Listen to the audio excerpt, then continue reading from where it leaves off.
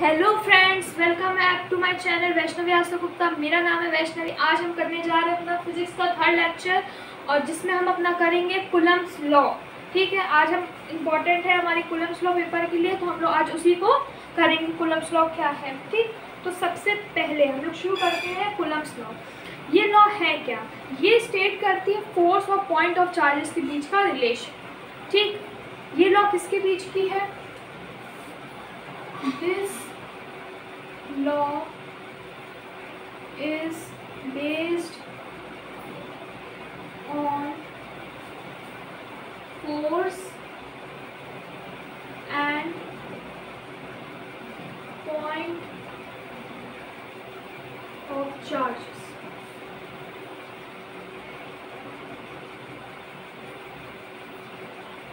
ठीक है, ये लॉ किस पे बेस्ड है? फोर्स और पॉइंट ऑफ चार्जेस के पे बेस्ड है। फोर्स पे बेस्ड है और पॉइंट ऑफ चार्ज पे बेस्ड है। ठीक, सो इसका मतलब क्या? देखिए, पॉइंट ऑफ चार्जेस लिखा है, इसमें दो पॉइंट होंगे, एक ये और एक ये। इसका नाम दे दीजिए Q1 Q2। ये Q1 ये Q2, ये बन गई हमारी लाइन। इसके बीच की दूरी हमारी है R।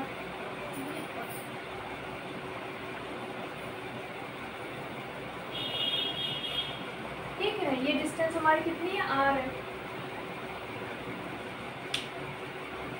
ठीक, अब क्या होती है ये लॉ? ये लॉ बताती है कि कैसे, देखिए इसका सिंपल तरीका सुनो। जो फोर्स है वो force is directly proportional to Q1 Q2। Force क्या है? डायरेक्टली प्रोपोर्शनल है Q1 Q2। ठीक है, और force is inversely proportional to R। ठीक, इसको हम एक चीज और बोलते हैं, इसे हम बोलते हैं इनवर्स। क्या बोलते हैं? Inverse law, inverse square law. Inverse law तो है, साथ में स्क्वायर लगा ना, इसलिए इनवर्स स्क्वायर। ठीक है, ये बोलते हैं। समझ में आया क्या? कि फोर्स जो है वो चार्जेस के प्रोडक्ट के डायरेक्टली प्रोपोर्शनल होगी और फोर्स इनवर्सली स्क्वायर, फोर्स जो होगा इनवर्सली होगा R स्क्वायर, यानी कि डिस्टेंस के स्क्वायर के बराबर। ठीक है, इतना आपको समझ आया होगा। फिर हम लोग आगे देखते हैं। चलिए अब आगे देखिए। अभी हमने आपको जैसे ही बताया कि जो लॉ है वो बेस्ड किसमें है? फोर्स और पॉइंट ऑफ चार्जेस के बीच में, जो दो पॉइंट ऑफ चार्जेस हैं उनके बीच में। ठीक, तो ये लॉ कहती क्या है? ये लॉ कहती है the law state that a force of attraction और रिपल्शन, अट्रैक्शन और repulsion between two stationary point charges, जो बीच का रिलेशन इन दो पॉइंट चार्जेस के अट्रैक्शन या फिर रिपल्शन, कुछ भी हो सकता है, यानी ये प्लस माइनस भी हो सकता है, प्लस प्लस भी, माइनस माइनस भी हो सकता है। ठीक है, कोई वैसे नहीं है। तो अट्रैक्शन और रिपल्शन बिटवीन टू स्टेशनरी, ये दो स्टेशनरी पॉइंट चार्जेस है Q1 Q2। ठीक, इनके बीच में कैसे है? पहला, directly proportional product of the charges. क्या था? F is directly proportional Q1 Q2 product of charges, और inversely proportional to the square of a distance between them, और उनके स्क्वायर के उनके डिस्टेंस के स्क्वायर के इनवर्सली प्रोपोर्शनल का। ठीक, इस लॉ को भी, इसे भी एक लॉ, ये एक लॉ है, इस लॉ को कहते हैं इनवर्स प्रोपोर्शनल लॉ। ठीक है, इनवर्स स्क्वायर लॉ। ठीक, ये दो हमारे आ गए पॉइंट ये लॉ से। ठीक, उसके बाद अब इस लॉ के आगे देखिए। अब क्या करेंगे? लिखा जाएगा from equation first and second. ठीक, पहली इक्वेशन और दूसरे इक्वेशन से मिलता क्या है? कि F जो है वो डायरेक्टली प्रोपोर्शनल किसके है? Q1 Q2 upon R square. ठीक है, अच्छा अभी तक हम पढ़ते हैं प्रोपोर्शनलिटी हटती है तो क्या आता है? कांस्टेंट आता है। ठीक, सो प्रोपोर्शनलिटी हटेगी तो एक कांस्टेंट आएगा। यहाँ देखिए, प्रोपोर्शनलिटी हटी है तो F इक्वल टू Q2/R²। ठीक, इतना आ गया। अब आप इसे फटाफट से नोट कर लीजिए, फिर हम आपको इसके आगे का बताते हैं। ठीक, चलिए अब इसी के आगे देखते हैं। अभी हमने क्या निकाला, इक्वेशन फर्स्ट सेकंड हमारी जो थी उससे हमने निकाला था f is right proportion Q1 Q2/R²। ठीक है, तो हमने यहाँ पे एक कांस्टेंट लाए थे k हमारा कांस्टेंट था। ठीक, तो वो कांस्टेंट की मीनिंग क्या है, where k is called a constant of electrostatic. ठीक, किसके लिए, फ्री स्पेस के लिए। ये बात याद रखिएगा, फ्री स्पेस के लिए k की वैल्यू होगी सिर्फ फ्री स्पेस, फ्री के वैक्यूम और एयर के लिए। ठीक है, ये हमारे एक और चीज़ से रिलेट किया जा सकता है। यहाँ पे आए कांस्टेंट ऑफ इलेक्ट्रोस्टैटिक, एक चीज़ याद आप लोग को याद आई होगी, हम लोग जी की वैल्यू कैसे निकालते थे, m1 f जो है वो इन्वर्सली तो वो m1 m2 के है, फिर इन्वर्सली हमारा r² के है। तो हमारा क्या आता था, f इज डायरेक्टली तो m1 m2/r²। ये आता था, यहाँ पे कांस्टेंट आता था g।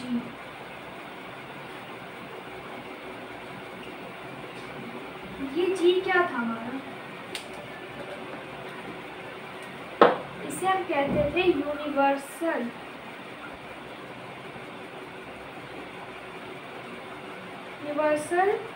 Gravitational constant.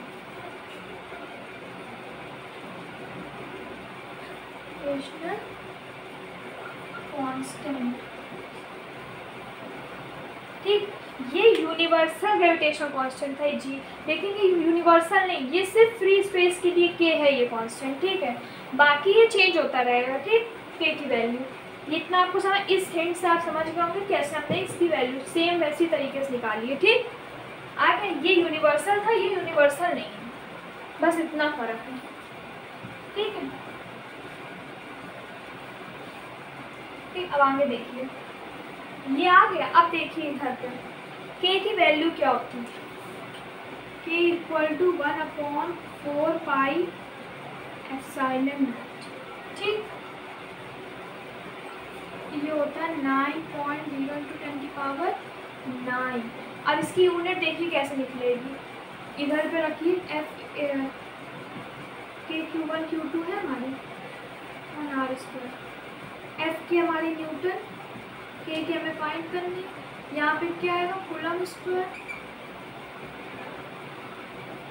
ठीक, और r हमारा सेंटीमीटर आएगा मीटर स्क्वायर। ठीक, तो क्या हो जाएगा, k = न्यूटन मीटर स्क्वायर पर कूलम स्क्वायर, ये आएगी यूनिट। तो हम देखिए ऐसे हम यूनिट टाइम निकाल सकते हो, तो ये आपको निकालनी आनी चाहिए। याद रखिए, वो ज़्यादा अच्छा, बात ना याद हो रही है तो ऐसे आप निकाल सकते हो तुरंत, कभी गलत हो नहीं है। ठीक, अब यहाँ से देखिए हमारे पास अलग अलग क्वेश्चन भी बन सकते हैं MCQ बेस्ड में, कि इसकी यूनिट हो सकता है अलग दे रखी हो, यहाँ माइनस लगा दें, कुछ भी चेंजमेंट आ सकता है। तो इसकी हम एक डायमेंशन निकाल लेते हैं। अगर उसमें पूछी जाए MCQ में, मान लीजिए पूछ लेते हैं कि कांस्टेंट ऑफ इलेक्ट्रोस्टैटिक की यूनिट बताइए, तो हो सकता है ये ऑप्शन ना दे रखा हो, कोई और ऑप्शन दे रखा हो, लेकिन सबके तो हम लोग उसको तरीका कैसे फाइंड करना है, डायमेंशन फाइंड कर लो, न्यूटन MLT। ठीक, मीटर स्क्वायर का मतलब कि L², कूलम हो जाएगा हमारा 80। ठीक, तो इसको जब सॉल्व करेंगे तो क्या आएगा, MLT - 2 A - 2 T - 2। ठीक, इसको अच्छे से एक बार देख लेते हैं।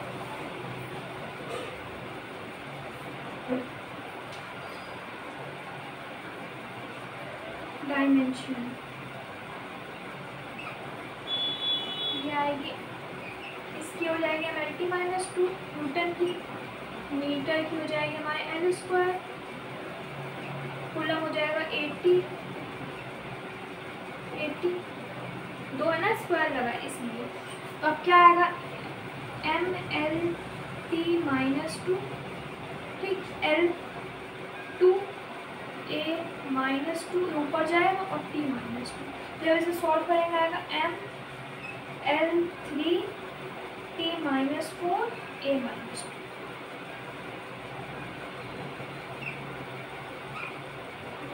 हमारी वैल्यू आएगी। ठीक, ये हमारी डायमेंशन है किसकी, के की। अभी हम सिर्फ के का निकाल लेते हैं। ठीक, ये सब आ गया हमारा। आप इसे फटाफट से नोट करें, फिर हम इसकी देखते हैं। ठीक, वैसे फोर्स न्यूटन हुआ, यहाँ पे हम उसको सॉल्व कर लेंगे। तो फोर्स की यूनिट देखिए क्या निकलेगी, इसकी यूनिट देखिए, इसमें ऐसे निकले क्या, कूलम स्क्वायर। इसकी यूनिट होगी हमारी, ये यहाँ पे क्या आ जाएगा, coulomb square upon metre square. वैसे आप जानते हैं फोर्स की न्यूटन होती थी, या न्यूटन ही निकल के आएगी। फिर देखिए के की हो जाएगी, के की हो गया हमारे newton metre square upon coulomb square, और इसकी हो जाएगी फिर कूलम स्क्वायर फिर मीटर स्क्वायर। तो ये कैंसिल हो जाएगा, तो यूनिट क्या निकलता है, न्यूटन। ठीक, तो मैं इसको बताने की जरूरत थी नहीं, आपको पता है कि फोर्स की यूनिट न्यूटन होती है। ठीक, आगे इतना, ये इसको नोट कर लीजिए, के की मेन पूछी जा सकती है। अगर ऑप्शनल में आ जाए कि हमें के की बताइए कौन सी सही यूनिट है, हो सकता है उसको चेंज करके लिखा गया और न्यूटन को मीटर पर केजी में mass into G M G लिखा हो, कुछ भी लिखा हो सकता है, तो थोड़ी कंफ्यूजन यहाँ पे यूनिट आ जाए। तो जो जितने ऑप्शन दिए उसके आप डायमेंशन, जो डायमेंशन इस डायमेंशन से मैच हो जाए वही उसका करेक्ट आंसर होगा। ठीक है, इसे आप फटाफट से नोट कर लीजिए। ये लिखना चाहे तो लिखिए, वरना मत लिखिए। ठीक, चलिए अब इसके आगे देखते हैं। अभी तक हमने आपको बताया कि जो फोर्स है, जो हमारी के की वैल्यू क्या आती है, 1/4πε0। ठीक है, तो आप देखिए अभी फोर्स, ये हमारी फ्री स्पेस की, पहली बात ये बात याद रखिएगा कि value of k is valid only for free space. ये जो के की वैल्यू 9.0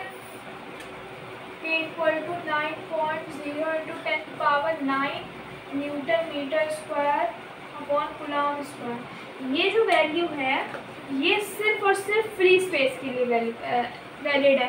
बाकी जो डिफरेंट होंगे, अलग अलग मीडियम में होंगे, यानी कि अगर कुछ और इनके बीच में मीडियम आ जाए दो फोर्स चार्जेस के बीच में, तो वो अलग अलग होगी। ठीक है, आ गया, value of k is different for different, value of k is also different. ठीक, अगर अलग अलग मीडियम में अलग अलग के की वैल्यू होगी, इतना आपको आ गया होगा। इसके एक और लाइन पर लिख लीजिए, the absolute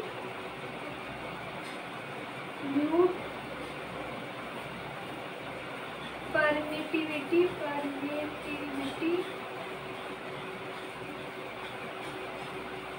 is responsible for this। इसके लिए एब्सोल्यूट परमिटिविटी रिस्पॉन्सिबल है। ठीक, सारा दोस्त एब्सोल्यूट परमिटिविटी का, और किसी का नहीं है, ऐसे याद रखिए। इनके ऊपर पूरा एग्जाम इनके ऊपर लग चुका है। ठीक, इसके बारे में आपको नेक्स्ट वीडियो में बताएंगे। अभी के लिए बस इतना देख लीजिए कि द इलेक्ट्रो, इसको हम एक डेफिनेशन और बन रही है जो फोर्स की बता दे रहे हैं, जो अभी हमने कूलम्स पढ़ा था। Electrostatic force between 2 point charges, 2 point charges के बीच का इलेक्ट्रिक फोर्स क्या होता है, direct proportional product of the charges and inversely proportional to square of a distance between them. ठीक, ये हमारा हो गया। आज हमने एक कूलम्स लॉ के बारे में आपको बताया, कूलम्स लॉ की डेफिनेशन बता दी है। नेक्स्ट वीडियो में आपको dielectric constant, relative permittivity, absolute permittivity, इन सब के बारे में बताएंगे। तब तक के लिए bye bye, thanks for watching, और don't forget to like, share and subscribe.